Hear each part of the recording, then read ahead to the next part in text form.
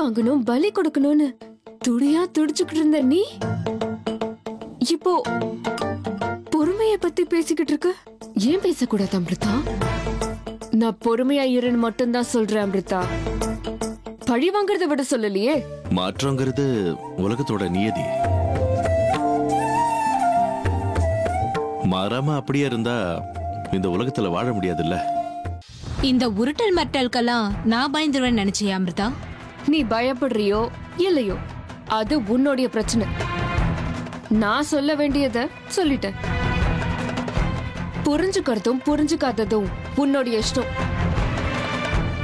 நீ என்னதான் பண்றன்னு நானும் பாத்துடுறேன். நீ பூச்சாண்டி காமிக்கிறதுக்கெல்லாம் நான் பயப்பட மாட்டேன். ஓஹோ, அப்படியா? அப்படின்னா சரி, என்ன பாக்குறியோ பாரு, என்ன பண்ணணும்னு நினைக்கிறியோ பண்ணிக்கோ. ஆனா இப்போதைக்கு நம்ம கோவில் பக்கத்துல இருக்கோங்கிறத மறந்துடாத. கோவில சுத்தி இப்படி என்ன ஃபாலோ பண்ணிக்கிட்டு வந்தீனா வீதியில வரவங்க போறவங்க முன்னாடி உன்னோட மானம் தான் போகும். ஒழுங்கா வந்தோமா, சாமியை தரிசனம் பண்ணோமா, வீட்டுக்கு திரும்பி போனோமா நிறு. அப்படி இல்லைன்னா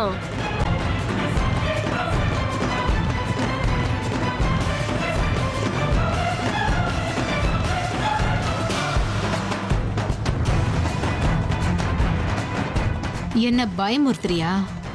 இந்த மயூரிய பத்தி உனக்கு இன்னும் சரியா தெரியல. நீ என்னதான் பண்றன்னு நானும் ஒரு கை பாத்துடுறேன்.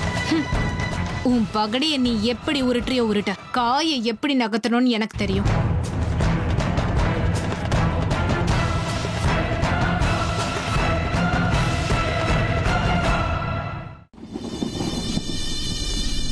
ஜெய் மகா காளி. பாபா, எனக்கு எல்லாம் தெரியும். எனக்கு யாரும் எதுவும் சொல்ல தேவையில்லை. ருத்ரா,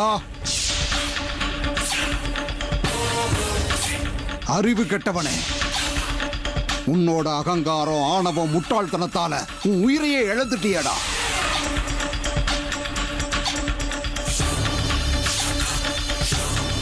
எல்லாரையும் நான் ஜெயிச்சுட்டேன்.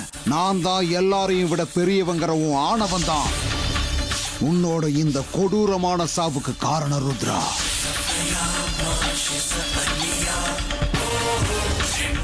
முட்டாள்தனம் தான் ஒரு மனுஷனோட மிகப்பெரிய எதிரிங்கிறது உன் மரணம் மூலமா மறுபடியும் நிரூபணம் ஆயிடுச்சு ருத்ரா.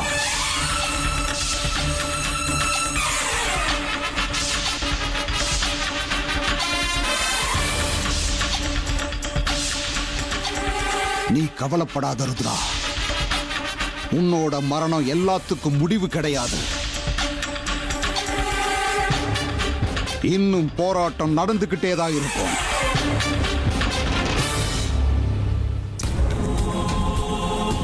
புது சக்தி, புது நம்பிக்கை, புது பலம், புது சித்தி, இது எல்லாத்தோட சங்கமமா மறுபடியும் நம்ம எல்லாரும் ஒன்னா சேர்ந்திருக்கோம்.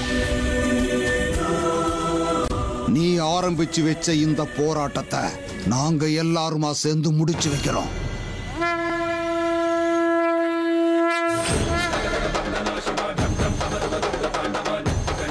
நாங்க எல்லாரும் சேர்ந்து ஆன்மா சாந்தி அடைகிற மாதிரி செஞ்சே தீருவோம். ஜெய் மகா காளி. பாபா, வேண்டாம் பாபா, உங்க காலை விழுந்து கேட்டுக்கிறேன். இது எல்லாத்தையும் இத்தோட நிறுத்திடுங்க.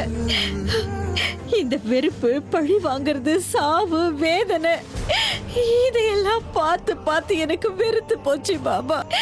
இதுக்கு மேலேயே இந்த வீட்டுல இதெல்லாம் எதுவும் தொடர வேண்டாம் பாபா.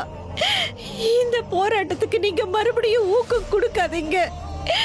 உங்களை நான் கெஞ்சி கேட்டுக்கிறேன். இது எல்லாத்தையும் தயவு செஞ்சு இதோட விட்டுடுங்க பாபா. அம்மா, அம்மா எழுந்துருங்கம்மா, சொல்றது கேளுங்க. அம்மா, அத்தை எழுந்துருங்க அத்தை, கொஞ்சம் அமைதியா இருங்க. இல்ல சித்ரா, இல்ல கருணா, இனிமே நான் யார் பேச்சையும் கேட்க மாட்டேன். இது எல்லாத்துக்கும் நிச்சயமா ஒரு முடிவு வரணும். எனக்கு இந்த போராட்டம், வெறுப்பு, இதையெல்லாம் இப்படியே தொடர்றதுல விருப்பம் இல்ல.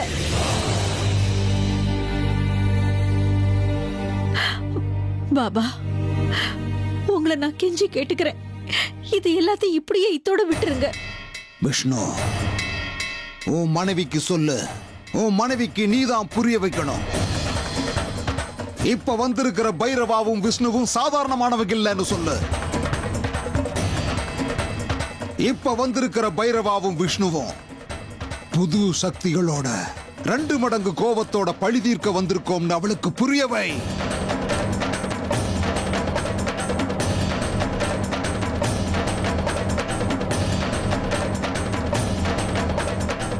விஷ்ணுவும் இந்த பைரவாவும் ஒன்னில்ல, 100 நாகராணிங்க வந்தாலும் எதிர்ப்பாங்கன்னு மனைவிக்கு சொல்லி புரியவை.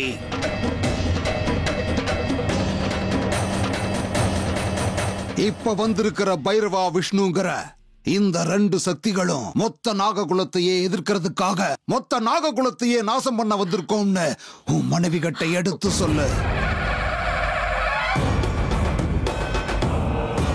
ருத்ரா சாவுக்கு சரியான பதிலடி கொடுக்கணும். அந்த நாகராணியை அழிக்கிறதுக்காகத்தான் வந்திருக்கோம்னு உன் மனைவிக்கு சொல்லி புரியவை விஷ்ணு. வணக்கம் பாபா.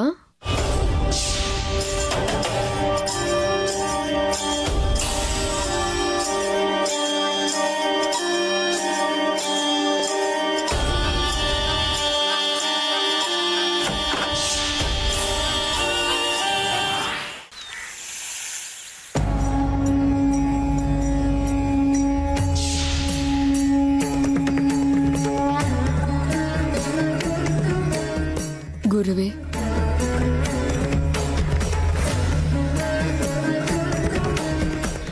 நல்லா இரு சேஷா. என்ன தேடி இவ்வளவு தூரம் வந்திருக்க? என்ன விஷயம் சொல்லு. சொல்ல வேண்டியது நான் இல்ல குருவே, நீங்க. அப்படின்னா? எல்லாம் தெரிஞ்சிருந்தோம் எதுவுமே தெரியாத மாதிரி கேக்குறீங்க. நாகமணிய கை கெட்டுற தூரத்திலேயே வச்சுட்டு அது எங்க கைக்கு கிடைக்க வேண்டிய நேரத்துல திரும்பவும் அதை அபகரிச்சு மறைச்சு வைக்க வேண்டிய காரணம் என்னன்னு தெரிஞ்சுக்கலாமா? அந்த காரணத்தை தெரிஞ்சுக்கிறதுக்காக தான் நான் வந்திருக்கேன். காரணத்தை கேட்கிற அதிகாரம் உனக்கு இல்ல சேஷா. என்ன காரணம்னு சொல்ற அதிகாரம் எனக்கும் இல்ல. ஏன்னு நான் தெரிஞ்சுக்கலாமா? தாராளமா தெரிஞ்சுக்கலாம். ஏன்னா அதை மறைச்சு வச்சிருக்கவன் நான் இல்ல, அந்த பரமேஸ்வரன். அவன் செய்யற காரியங்களை கேள்வி கேட்கிற அதிகாரம் யாருக்குமே இல்லை. அது நமக்கும் இல்லை. அது மட்டும் இல்ல சேஷா, அந்த நாகமணி இதுவரைக்கும் யார் கைக்கும் கிடைக்காம பண்ணவனும் நான் இல்லை, அவன்தான். அந்த ருத்ரனுக்கும் நாகமணி எங்க இருக்குங்கிற குறிப்பை கொடுத்ததும் நான் இல்லை, அவன்தான். அந்த ருத்ரனுடைய சாவு அமிர்தா மூலமா நடக்கணும்னு முடிவு பண்ணதும் நான் இல்ல சேஷா, அவன்தான். அப்படின்னா இன்னும் எத்தனை நாளைக்கு அமிர்தா அந்த வீட்லயே இருக்கணும்? இன்னும் எத்தனை நாட்கள் பழி தீக்கிற தாகத்தை தீர்த்துக்கிறதுக்காக காத்திருக்கணும்? சொல்லுங்க குருவே, சொல்லுங்க. எல்லாத்துக்கும் ஒரு முற்றுப்புள்ளி நிச்சயம் இருக்கணும்ல. இத பாரு சேஷா, நான் ஏற்கனவே சொன்ன மாதிரி இங்க நடக்கிற எல்லாமே ஆண்டவனுடைய விருப்பம். இந்த ஆட்டத்தை ஆட ஆணையிட்டவன் அந்த ஆண்டவன் தானே. அவன் எத்தனை நாள் விரும்புறானோ அத்தனை நாள் இந்த ஆட்டம் நடந்துதானே ஆகணும். இதுக்கு முடிவு கட்டுறதுக்கு நாமெல்லாம் யாரு சேஷா? அந்த வீட்ல அமிர்தா அர்ஜுனோட மனைவியா எத்தனை காலம் வாழறதுன்னு முடிவு பண்ண வேண்டியது ஆண்டவன் தானே தவிர வேற யாரும் இல்லை. அதான் நிஜம். அவனுடைய முடிவுதான் கடைசி முடிவு.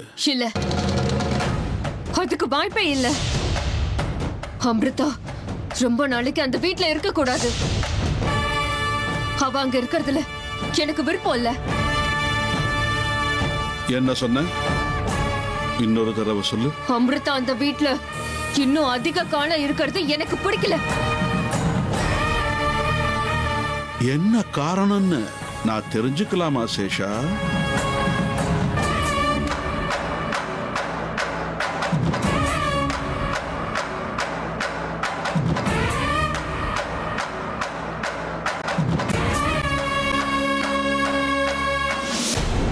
அமிர்தா, இப்பதான் வரீங்களா? பாருங்க யார் வந்திருக்காங்கன்னு.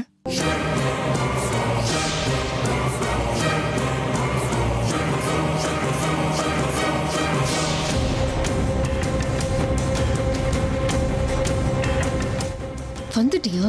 உனக்காக தான் இத்தனை நாளா காத்துக்கிட்டு இருந்தேன். என்னம்மா அமிர்தா அங்கேயே நின்னுட்டேன், உள்ள வா. வாமா அமிர்தா, உள்ள வா.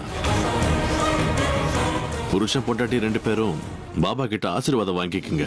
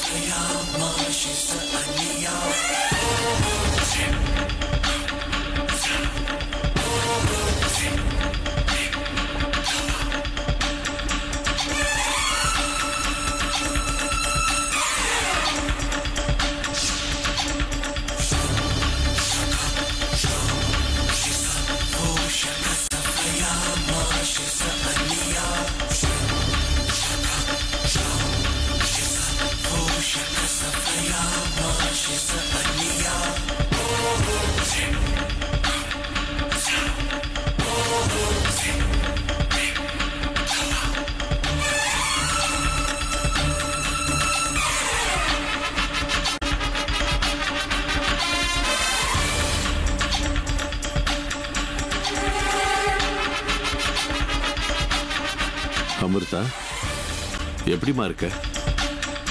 வீட்டில் எல்லார் கூடயும் நல்லா பழகுறேன்னு கேள்விப்பட்டேன். நான் ஃபோன் பண்ணாலே ஹேமா நிறைய உன்னை பற்றி தான் பேசிக்கிட்டு இருப்பா. நான் ரொம்ப நல்லா இருக்கேன் மாமா. வீட்ல எல்லார் கூடயும் நான் ரொம்ப நல்லா பழகுறேங்கிறத விட வீட்ல எல்லாரும் என் கூட நல்லா பழகுறாங்கிறது தான் உண்மை.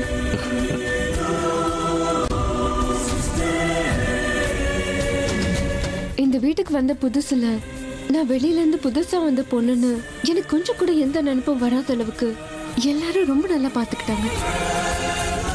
மொத்தத்துல நான் இந்த வீட்டுக்கு மருமகங்கிறத விட எல்லாரும் என் மேல மக மாதிரிதான் அன்பு செலுத்துறாங்க மாமா.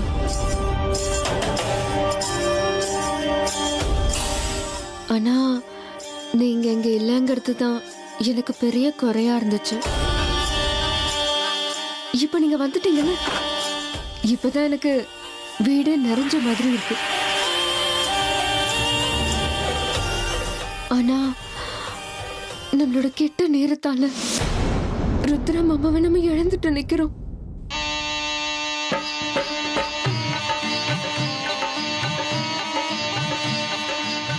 யாரும் எதுவும் செய்ய முடியாதுமா. விதியோட விளையாட்டுக்கு முன்னாடி நம்ம விளையாட்டு என்ன பண்ணோம் சொல்லு? என்னமோ அவனுக்கு ஆயுசே இவ்வளவுதான் போல தெரியுது. மாமா, நான் ஒரு விஷயம் சொன்னா நீங்க யாரும் என்ன தப்பா நினைக்க மாட்டீங்கல்ல?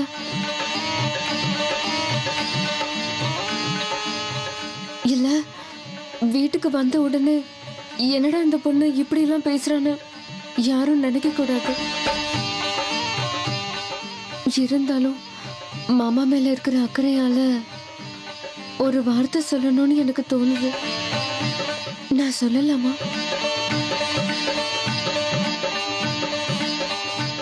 அமிர்தா, இனி சொல்றதுக்கும் கேட்கறதுக்கும் எதுவும் இல்ல. நீ சொல்றதையெல்லாம் கேட்டு கேட்டு எனக்கு வெறுத்து போச்சு. அம்மா, ஏமா அப்படி சொல்றீங்க? அமிர்தா மனசு எப்படிப்பட்டதுன்னு எனக்கு தெரியாதா? அமிர்தா, நீ வாயை திறந்து சொல்லலைன்னாலும் உன் மனசுல என்ன சொல்ல நினைக்கிறேங்கிறது எனக்கு ரொம்ப நல்லாவே தெரியுமா.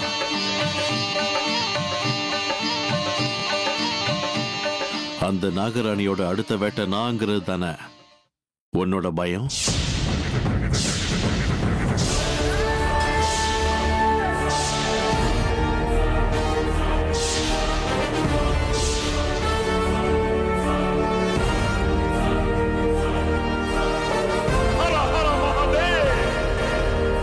ஆமா மாமா, நிச்சயமா அந்த நாகராணியோடைய அடுத்த வேட்டை நீங்க தான்.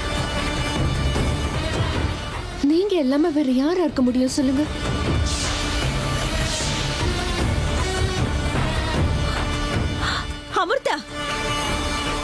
என் மேல கோவப்படாதீங்க அத்தை. நேத்து ராத்திரி நான் உங்க புள்ள அர்ஜுன் கிட்டயும் இதுதான் சொன்னேன். இதுக்கு முன்னாடி நடந்த எல்லாமே உங்களுக்கு தெரியும். இப்ப இருக்கிற சந்தர்ப்ப சூழ்நிலைகளை எல்லாம் முத்து பார்க்கும்போது அந்த நாகராணி நிச்சயமா மாமாவோட உயிரை பறிக்கிறதுக்காக சதி பண்ணிக்கிட்டு இருப்பா. எந்த காரணத்தை கொண்டும் இந்த முறை அந்த நாகராணியோட சூழ்ச்சி வெற்றி பெறக்கூடாது.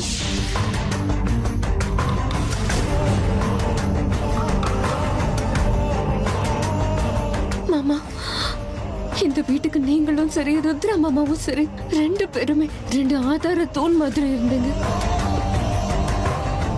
எங்க எல்லாரையும் ரொம்ப நல்லா பாத்துக்கிட்டு இருந்தீங்க. இப்போ அவரு இல்ல. இப்போ இந்த வீட்டுக்கு இருக்கிற ஒரே ஆள் நீங்க தான் மாமா. வீட்டுல இருக்கிற எல்லாருக்கும் நல்ல வழியை காட்ட வேண்டியது, எங்க எல்லாரையும் பத்திரமா பாத்துக்க வேண்டியது நீங்க தான். உங்க உயிருக்கு எந்த விதமான ஆபத்தும் வரக்கூடாது மாமா.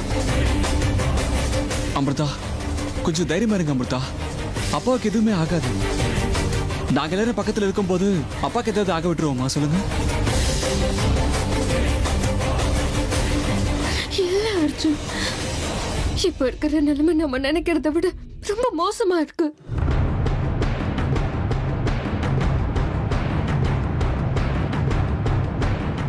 இந்த வீட்டுக்கு அஸ்திவாரமா இருந்த குடும்பத்தை நடத்தக்கூடிய மாமா உயிருக்கு வந்திருக்கிற ஆபத்து சாதாரணமானது இல்ல.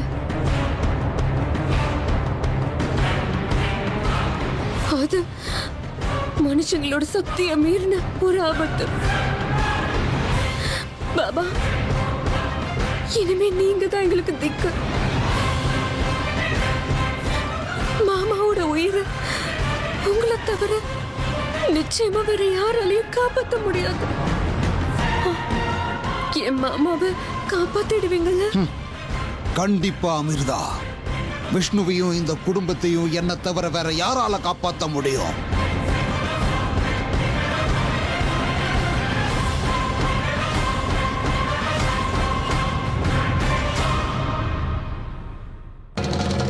எனக்கு பதில் சொல்லு சேஷா. ஏன் இப்படியே மௌனமா நிக்கிற? அமிர்தா அந்த வீட்டுல இருக்கிறது உனக்கு ஏன் பிடிக்கல? உன் முடிவுல திடீர்னு இப்படி ஒரு மாற்றம் ஏன் வந்தது? பதில் சொல்லு சேஷா. என்ன காரணம்னா, காரணங்கள் உங்களுக்கே தெரியும்ல குருவே. நீங்களே யோசனை பண்ணி பாருங்க. என்ன இருந்தாலும் அது எங்க எதிரியோடைய வீடு.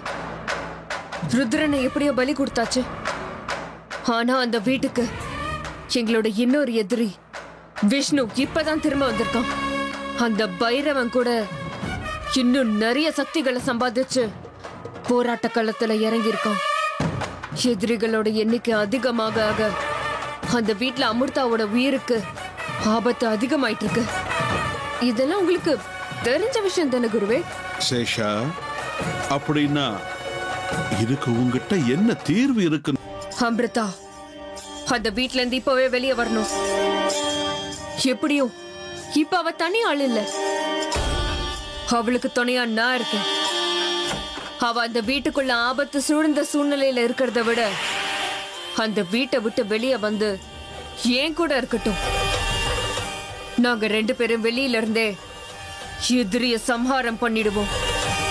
எனக்கு அவளுடைய பாதுகாப்பு எல்லாத்த விட ரொம்ப முக்கியம். தப்பு சேஷா, தப்பு. நீ போடுற கணக்கு மொத்தமா தப்பாதான் இருக்கு. எதிரிகளுக்கு நடுவுல எதிரிகளுக்கு எதிரியா நிற்கும் போது மட்டும்தான் உங்களால உங்க குறிக்கோளை அடைய முடியும். அப்பதான் அவங்க எடுத்து வைக்கிற ஒவ்வொரு அடியையும் உங்களால கணிக்க முடியும். இந்த சூட்சமா உனக்கு ஒன்னும் புரியாம இருக்காரே சேஷா? ஏன் சேஷா பேசாம மௌனமா நின்னுட்ட? என்னாச்சு?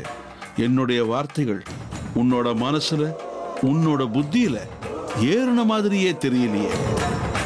ஏதோ அந்நியன் மாதிரியே என்கிட்ட நடந்துக்கிறியே. உன்னோட கவனம் எல்லாம் செதற மாதிரி தோணுது. அப்படியெல்லாம் ஒண்ணும் இல்ல குருவே. என்ன ஏமா மௌனமாயிட்ட? உன் மனசுக்குள்ள என்ன யோசனை இருக்குன்னு சொல்லு. வேற எதை பத்தி என் மனசுக்குள்ள நான் யோசனை பண்ண போறேன்? அமிர்தாவுடைய நிலைமைய பத்தி நான் யோசனை பண்ணிட்டு இருக்கேன், அவ்வளவுதான்.